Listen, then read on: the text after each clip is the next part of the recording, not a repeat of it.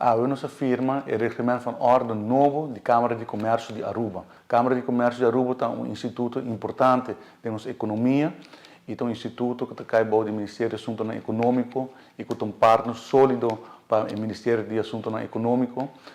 Nos afirma o Regimento van Orde Novo que regular com a constelação de Câmara de Comércio, com a hora representar, com a preparar sua jaarrekening, depositar sua jaarrekening, que tipo de comissão e tem, e com full sua organização e seu funcionamento a regular. A Câmara de Comércio é um partner importante para o nosso Ministério.